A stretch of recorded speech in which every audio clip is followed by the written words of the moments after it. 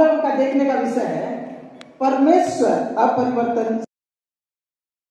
तो कुछ सप्ताह पहले, 2 सप्ताह पहले हम लोगों ने देखा था कि किस प्रकार परमेश्वर का अपरिवर्तनशीलता हमारे जीवन में अद्भुत आनंद को पहुंचा सकता है। और हम लोगों ने जब परमेश्वर के वचन को देखा तो आप लोग के सामने जिस विषय को हमने रखा था यह है कि परमेश्वर जो अपरिवर्तनशील है वही परमेश्वर क्या है, प्रेमी परमेश्वर है। वही प्रेमी परमेश्वर का प्रेम हमारे जीवन में कभी नहीं बदलता। बहुत बार जब मसीह में हम आ जाते हैं तो हमारे मन में ये विचार आता है कि मैंने ये गलती किया, मैंने ये पाप किया, परमेश्वर मुझसे कम प्यार करता है, परमेश्वर मुझसे नाराज है, परमेश्वर मुझसे, हाँ ये सब सही हो सकता है, लेकिन परमेश्वर का प्रेम आपके प्रेम से और आपके पाप से कहीं बढ़कर है। इस विषय को हम लोग देखें और जो वचन को हम लोग, जो कहावत को हम लोग देखे थे, हेराक्लिटस का जो वचन को हम लोग देखे थे, उनका कहावत को उक्ति था, जीवन में एकमात्र अपरिवर्तनशील चीज है परिवर्तन। जीवन में सब कुछ परिवर्तन होता है। अगर कोई चीज परिवर्तन नहीं होता है ऐसा कोई चीज है ही नहीं। एक ही चीज कांस्टेंट है, एक ही चीज स्थिर है, एक ही चीज अपरिवर्तनशील है, वो है परिवर्तन। यानी कि जीवन में परिवर्तन आता है, हमारे जीवन में परिवर्तन आता है। और जॉन मैक्सवेल ने कहा परिवर्तन अपरिहार्य है, अवश्यंभावी है, विकास वैकल्पिक है। अर्थात परिवर्तन होना ही है। जीवन में, परिस्थिति में, समाज में, संस्कृति में और आपके अपने सोच विचार और चाल चलन में भी परिवर्तन होती है। और जो वचन को हम देखें वहां देखें, क्योंकि मैं यहोवा बदलता नहीं, इसी कारण है याकूब की संतान तुम नाश नहीं हुए। इस वचन को जब देखते हैं तो एक चीज आप लोग के सामने जो रखते हैं वो यह है, संसार में सब कुछ बदलता है लेकिन संसार का सृष्टिकर्ता कभी नहीं बदलता। हालेलुया। हाँ, संसार में सब कुछ बदलता है लेकिन संसार का सृष्टिकर्ता स्वयंभू परमेश्वर कभी नहीं बदलता, वो कभी नहीं बदलता। और वचन से हम लोग देखे थे 102 का भजन का, उसका 25 से 27 है, आदि में तूने पृथ्वी की नींव डाली और आकाश तेरे हाथों का बनाया हुआ है, वह तो नाश होगा परंतु तू बना रहेगा, और वह सब कपड़े के समान पुराना हो जाएगा और तू उसको वस्त्र के समान बदलेगा और वो मिट जाएगा परंतु तू वही है और तेरे वर्षों का अंत ना होगा। इब्रानी 1 का 10 और 11 को पढ़े, और यह कि हे प्रभु आदि में तूने पृथ्वी की नींव डाली और स्वर्ग तेरे हाथों की कारीगरी है, वो तो नाश हो जाएंगे परंतु तू बना रहेगा, और वे सब वस्त्र के समान पुराने हो जाएंगे परंतु तू बना रहेगा। याकूब 1:17 पढ़े थे हम लोग, क्योंकि हर एक अच्छा वरदान, हर एक उत्तम दान ऊपर ही से है और ज्योतियों के पिता की ओर से मिलता है, जिसमें ना तो कोई परिवर्तन हो सकता है और ना ही वह परछाई के समान बदलता है। इब्रानी 13 का 8, मेरे साथ बोलिए, यीशु मसीह कल और आज और युगाने युग एक सा है, एक सा है। हाँ मेरे प्रियो, परमेश्वर अपरिवर्तनशील है, परमेश्वर कभी नहीं बदलता।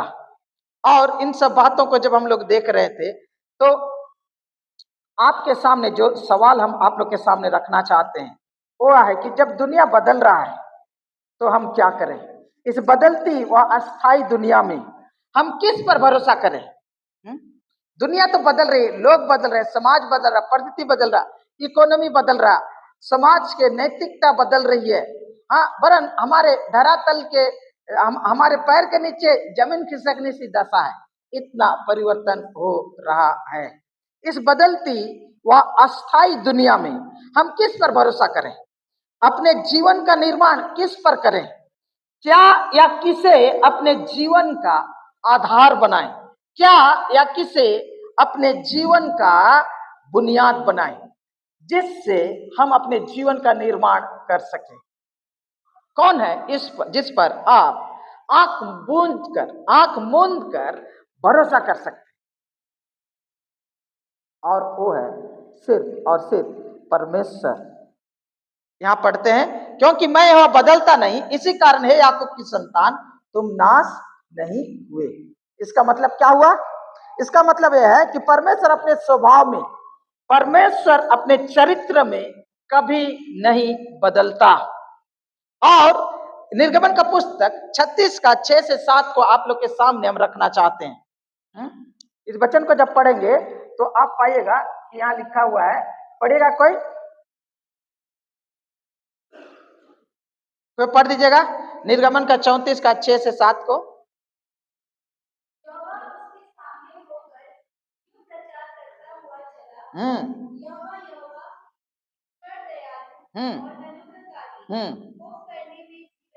हाँ।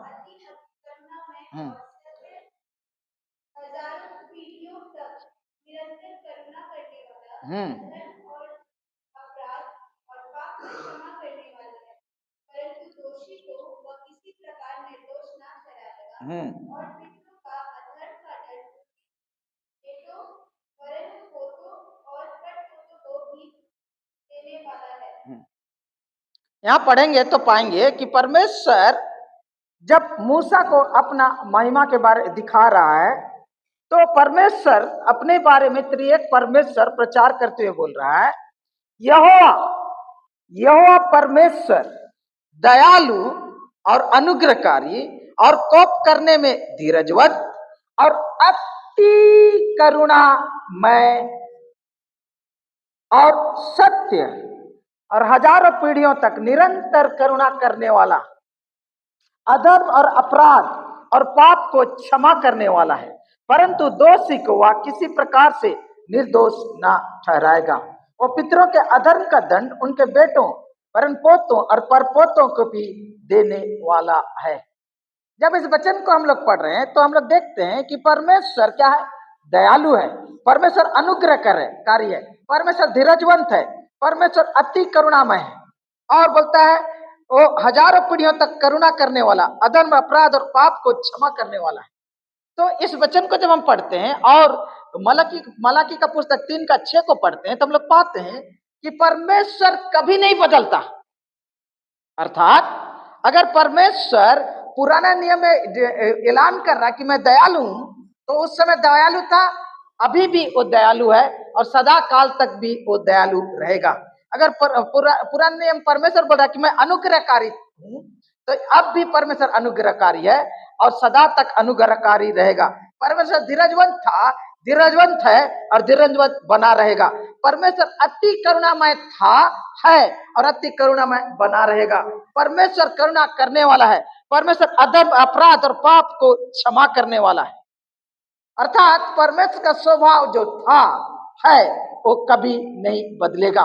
परमेश्वर अपरिवर्तनशील है, परमेश्वर स्थिर है, इनको बोलता है कांस्टेंट है, उसको इम्यूटेबिलिटी ऑफ गॉड बोलता है, जो परमेश्वर कभी नहीं बदलता।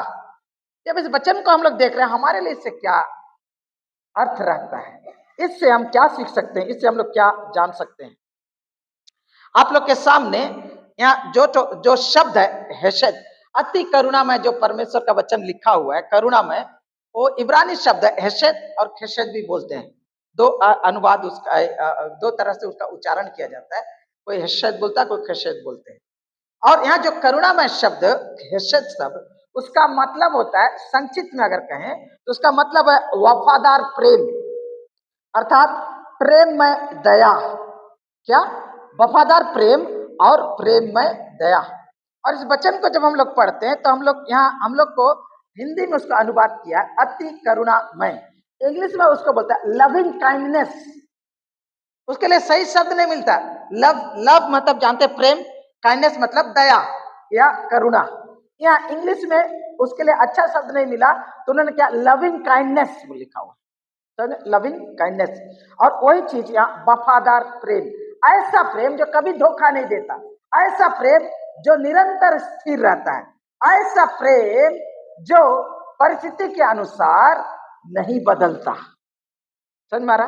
और ये प्रेम के बारे में हम लोग पुराना नियम में अधिकांश पढ़ते हैं, जहां पर इस्राएल जाति के साथ परमेश्वर ने जो वाचा बांधा, तो उस वाचा के तहत परमेश्वर ने इस्राएल जाति को प्रेम करने के कारण उसके साथ वाचा में बांधा, और वो प्रेम कभी बदला नहीं।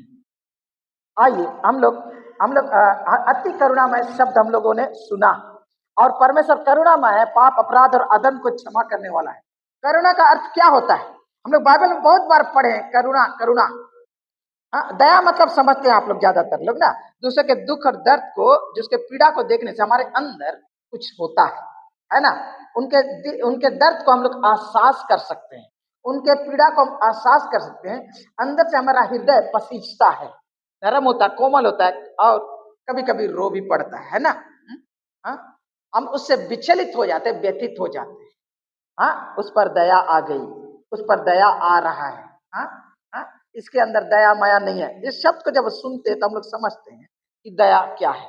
लेकिन करुणा को थोड़ा हम लोग अधिक से गहराई से समझेंगे। जहां वचन लिखा हुआ है कि परमेश्वर क्या है? अति करुणामय है और करुणा करने वाला है।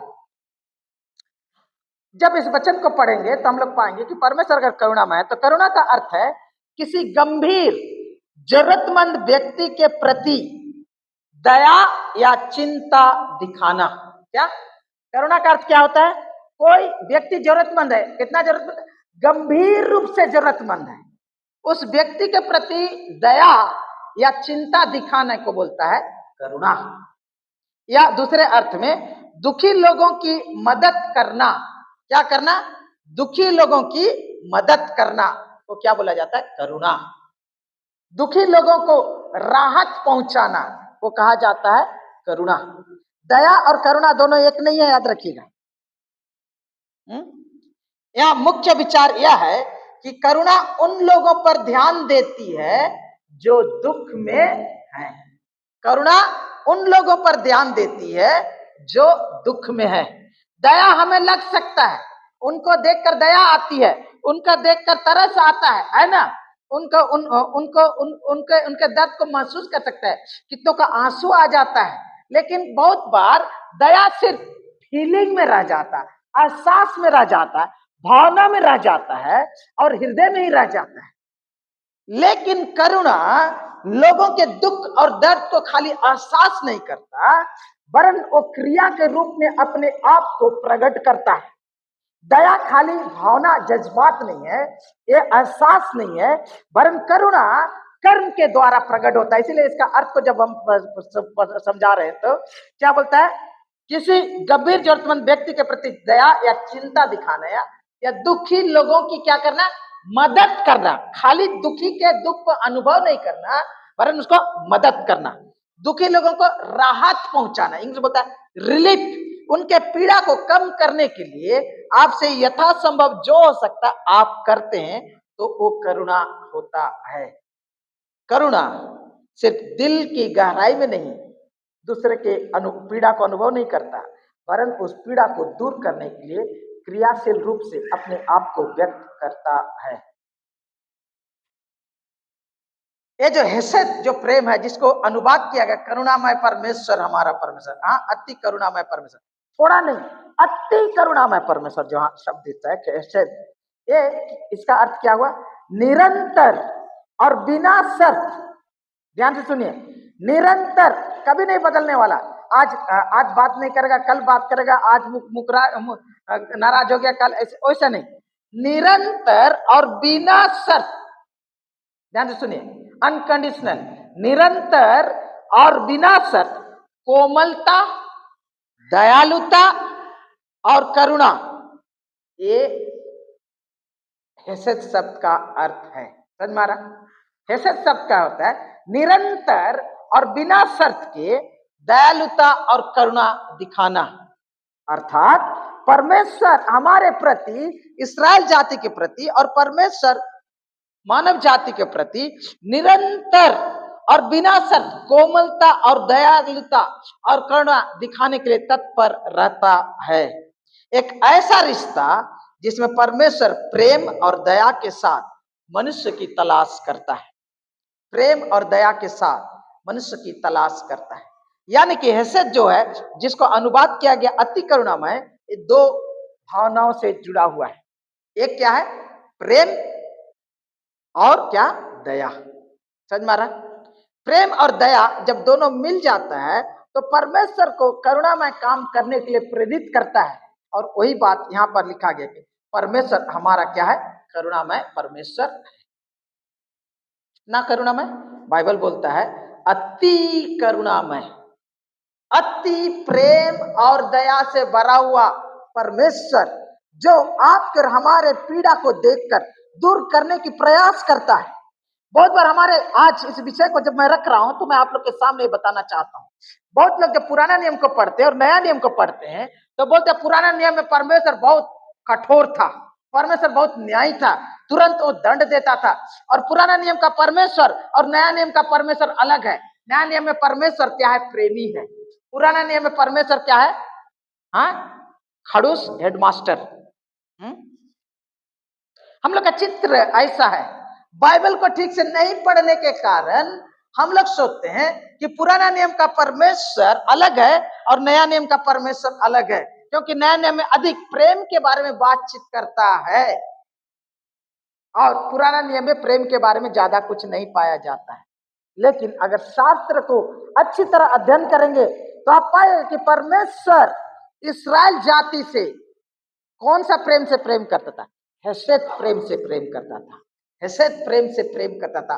वो प्रेम जो निरंतर है, वो प्रेम जो कोमलता से भरा हुआ, वो प्रेम जो दया से भरा हुआ है, वो जो परिस्थिति के अनुसार नहीं बदलता। हम बदल जाते हैं, दुनिया बदल जाती है, लेकिन वो कभी नहीं बदलता, वो कभी नहीं बदलता। यानी कि परमेश्वर, पुराना नियम का परमेश्वर करुणामय था। अगर आपको इसको जानने की जरूरत है तो आप पुराना नियम में इस्राएल जाति के साथ परमेश्वर के व्यवहार के बारे में पढ़िए। कितना बार इस्राएल जाति परमेश्वर के विरोध में पाप किया, अपराध किया, अधर्म किया, उनको पीठ दिखाया। परमेश्वर ने अपने प्रेम के कारण उनको सजा भी दिया। उनको सुधारने के लिए, उनको सही रास्ते में लाने के लिए कितने नबियों को भेजा और कितने उनके शत्रुओं के द्वारा उनको सजा भी दिया, ताकि वो सत्यानाश ना हो, सत्यानाश ना हो। ये हेसेद जो प्रेम है वो क्रिया के द्वारा दिखाई देता है। इसलिए जब यूहन्ना 3:16 का हम लोग पढ़ते तो मैंने प्रचार करते आप लोग के सामने कई बार रखा हूं। क्या? क्योंकि परमेश्वर जगत से ऐसा प्रेम रखा कि उसने अपना एकलौता पुत्र दे दिया, ताकि जो कोई इस पर विश्वास करे वो नाश ना हो परंतु अनंत जीवन पाए। और मैं आपको बताया था कि परमेश्वर ने जगत से ऐसा प्रेम रखा कि अपना प्रेम से भरा हुआ हृदय को उसने स्वर्ग में एकदम स्थिर करके रख दिया और आसमान में लिख दिया मैं जगत से बहुत प्यार करता हूं। नहीं, बाइबल बोलता है कि परमेश्वर जगत से इतना प्रेम किया कि उसने अपना एकलौता पुत्र दे दिया। ये जो प्रेम है क्या किया? अपने आप को कर्म के द्वारा प्रकट किया। कैसे? अपने पुत्र यीशु मसीह को हमारे लिए क्रूस पर बलिदान होने के लिए भेजा। परमेश्वर का प्रेम कर्म के द्वारा, कुर्बानी के द्वारा प्रकट हुआ, जो आज हम प्रभु भोज यहाँ मनाने जा रहे हैं। किस लिए? किस लिए? क्योंकि यीशु मसीह परमेश्वर के प्रेम के खातिर अपने आप को क्रूस पर कुर्बान किया, ताकि हमारे पापों की क्षमा मिले, ताकि हम नरक में ना जाएं, ताकि हम सदा काल के लिए परमेश्वर दूर ना हो जाएं, वरन पापों की क्षमा पाएं, मुक्ति पाएं और परमेश्वर के साथ हम लोग का रिश्ता जुड़े। क्यों? क्योंकि परमेश्वर जगत से ऐसा प्रेम रखा कि उसने अपना एकलौता पुत्र दे दिया, ताकि जो कोई उस पर विश्वास करे वो नाश ना हो परंतु क्या हो? अनंत जीवन पाए। हालेलुया। अगर परमेश्वर बदलने वाला रहता ना तो इस्राएल जाति आज उसका मैप में दिखाई नहीं देता। इस्राएल का न्यूज आप लोग हमेशा देख रहे हैं ना, यूट्यूब में देखते रहिए। 57 देश उस पिद्दी से देश के विरोध में लड़ने के लिए खड़ा हो गया, लेकिन आज भी टिका हुआ है एक छोटा सा देश। क्यों मालूम है? परमेश्वर इस्राएल से प्रेम करता है। परमेश्वर उस इस्राएल से प्रेम करता है।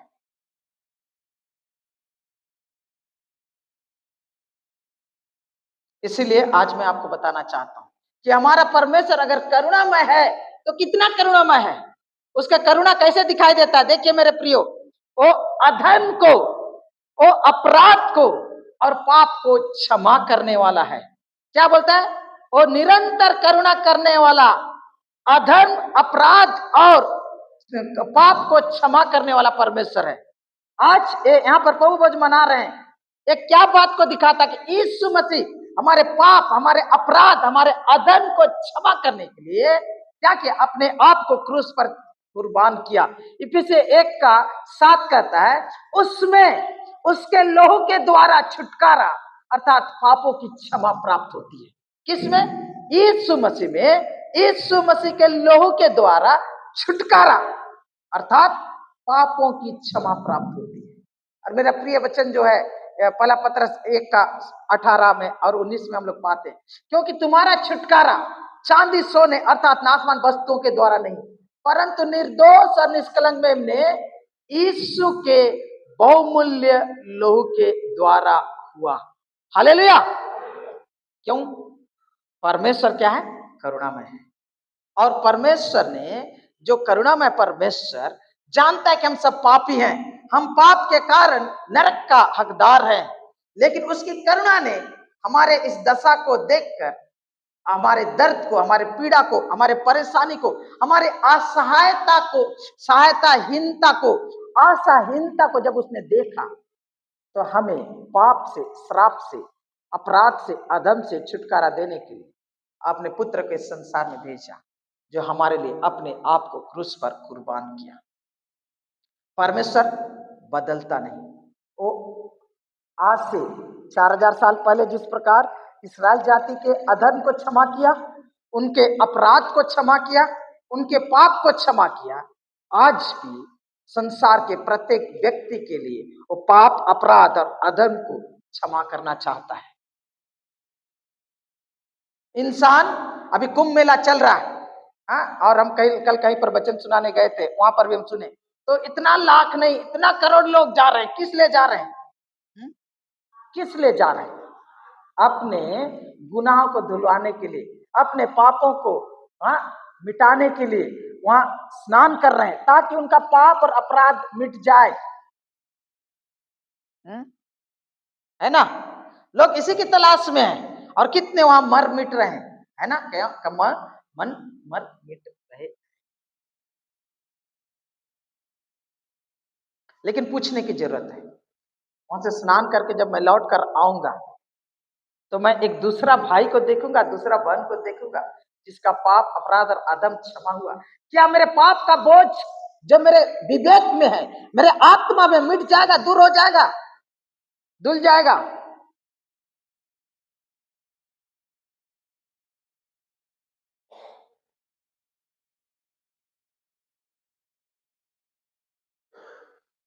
मेरे प्रियो, सिर्फ और सिर्फ परमेश्वर पापों की क्षमा कर सकता है।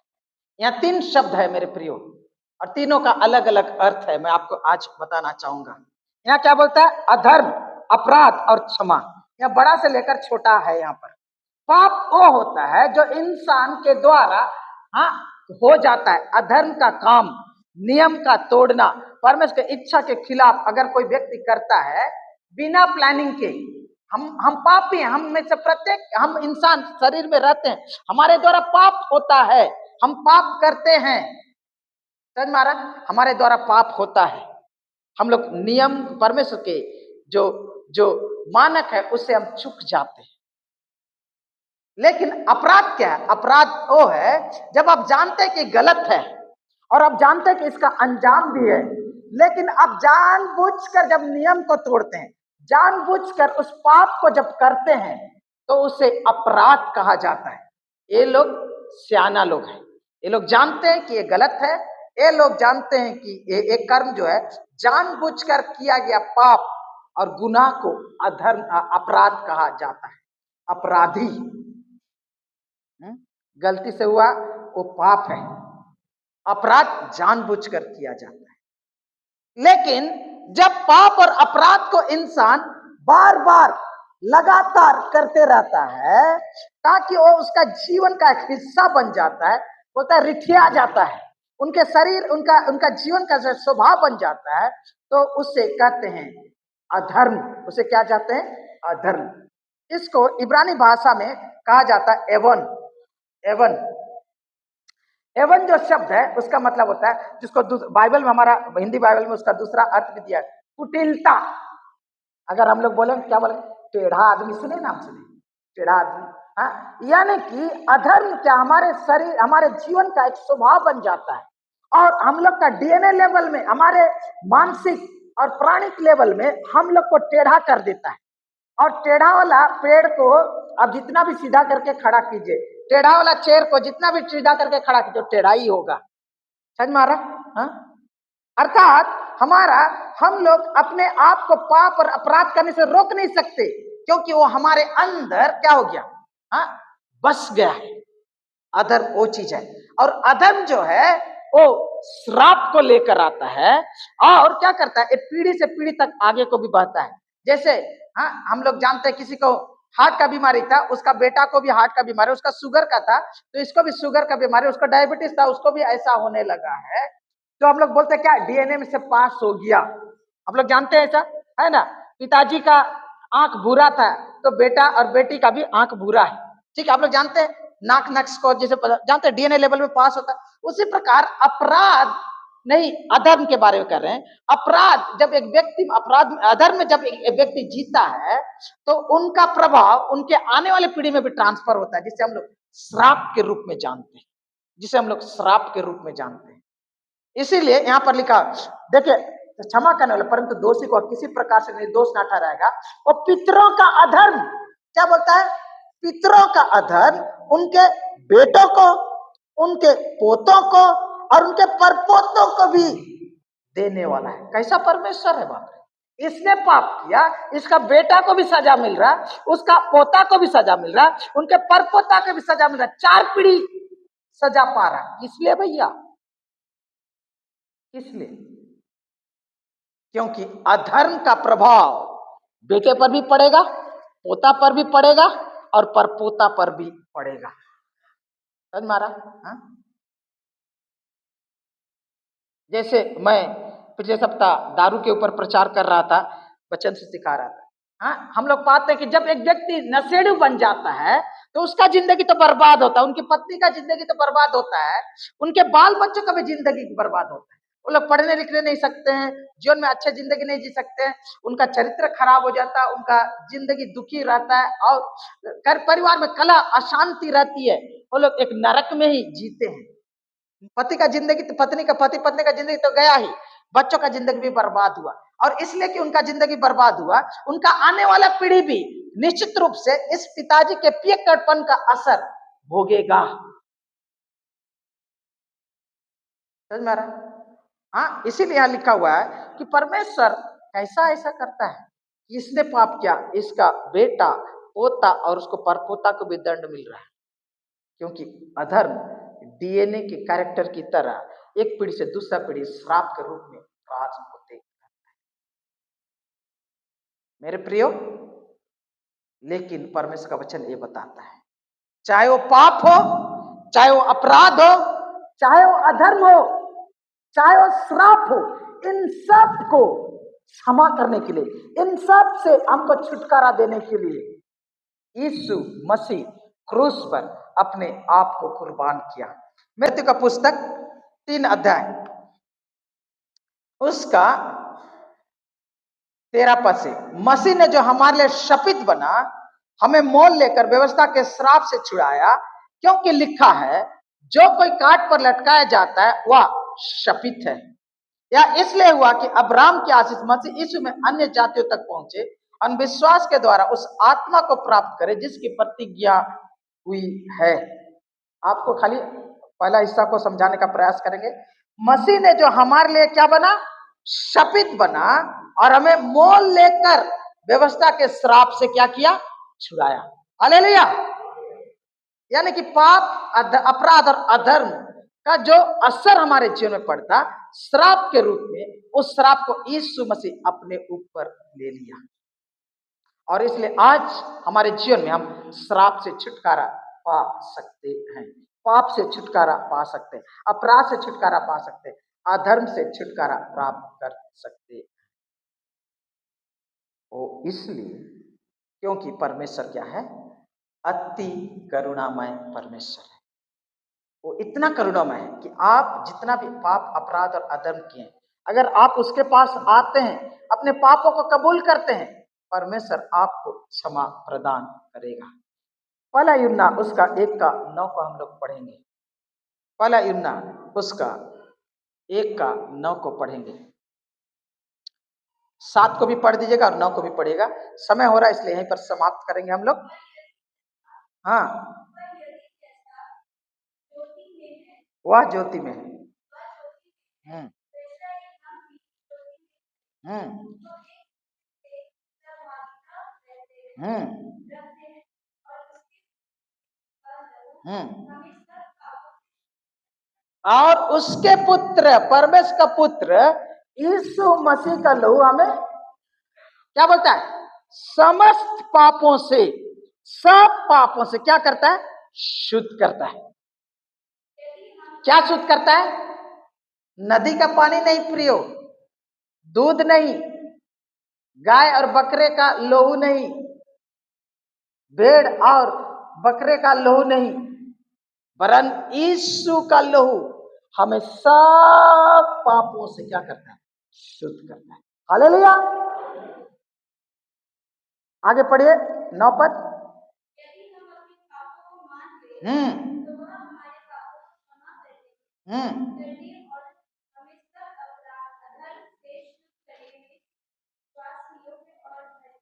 हालेलुया।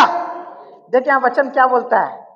यहाँ बोलता है कि यदि हम अपने पापों को मान ले, कबूल करो कि मैं एक पापी हूं, धर्मी मत बनो परमेश्वर के सामने, तो वो हमारे पापों को क्षमा करने में और हमें सब अधर्म से, रिठिया गया पाप से भी शुद्ध करने में विश्वास योग्य और धर्मी है। मेरे प्रियो, यीशु मसीह ने सब प्रकार के पाप, अपराध, अधर्म और श्राप से छुटकारा है, क्योंकि यीशु का लहू हमें सब पापों से शुद्ध करता है। इसीलिए यीशु मसीह क्रूस पर अपने जान को कुर्बान किया, अपना लहू को क्रूस पर बहाया, क्योंकि वचन बोलता है बिना लहू बहाए पापों की क्षमा नहीं होती।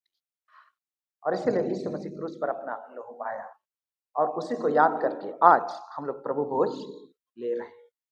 यीशु मसीह मेरे पाप के लिए, मेरे जगह पर, मेरे बदले में खुद को कुर्बान किया, मेरे पाप के प्रायश्चित के रूप में, मेरे पाप को धोने के लिए अपना खून को बहाया।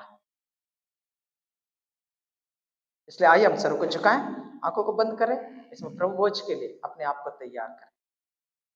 और उसका वचन कहता है, जिस रात यीशु पकड़ाया गया, उन्होंने रोटी ली, धन्यवाद करके अपने चेलों को देते हुए कहा, हाँ, यह मेरी देह है जो तुम्हारे लिए है, मेरे यादगार में यही किया करो। उसी प्रकार भोजन के बाद उन्होंने कटोरा भी लिया और अपने शिष्य, धन्यवाद देकर अपने शिष्यों को देते हुए कहा, यह कटोरा मेरे लहू में नहीं हुआ चाहे, जब कभी पियो तो मेरे स्मरण में यही किया करो। लेकिन वचन ये भी बोलता है कि एक पवित्र मेज है, एक प्रभु का मेज है, इसमें लापरवाही से हम लोग इसमें भाग ना लें। इसीलिए आइए अपने अपने सरों को झुकाएं, आंखों को बंद करें, और अगर कोई पार, अपराध, अधर्म आपके जीवन में पाया जाता है, परमेश्वर क्षमा मांगे, परमेश्वर क्षमा करेगा। अपनी स्वधार्मिकता को त्याग दे, अपनी स्वधार्मिकता को त्याग दे, घमंड को त्याग दे, परमेश्वर के सामने नम्रता और दीनता से कहें, पिता मुझे क्षमा कर। विश्वास करता हूं कि यीशु मसीह परमेश्वर का पुत्र है, जो मेरे जगह पर, मेरे बदले, मेरे खातिर क्रूस पर अपने आप को कुर्बान किया, अपने जान को दे दिया, अपने लहू को बहाया। पिता मुझे क्षमा कर, अपने बेटे यीशु के लहू के द्वारा धो और मेरे जीवन को पवित्र कर। मुझे एक नया मन दे, एक नया स्वभाव दे, मेरे अंदर एक नए सिरे से आत्मा उत्पन्न कर। प्रभु तेरे हैशत प्रेम के लिए, निरंतर अपरिवर्तनशील प्रेम के लिए और तेरे करुणा के लिए धन्यवाद पिता। तू मुझसे अनंत प्रेम से प्रेम करता है, धन्यवाद पिता। अगर कोई ऐसा है जो यीशु मसीह को अभी तक ग्रहण नहीं किया है, आज यीशु को उद्धारकर्ता के रूप में आप स्वीकार कर सकते हैं। ये सुंदर मौका है।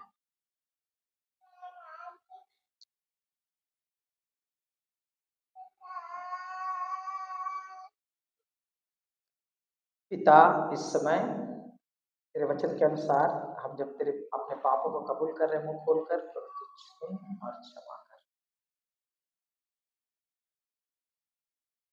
धन्य फिर परमेश्वर का मेमना यीशु मसीह जो हमारे पापों को उठा ले जाता है।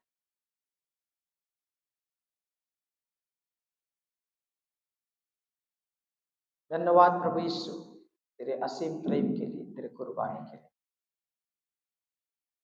अपने लोह के द्वारा हमारे आत्मा को, हमारे प्राण को, हमारे शरीर को धोकर शुद्ध कर दो,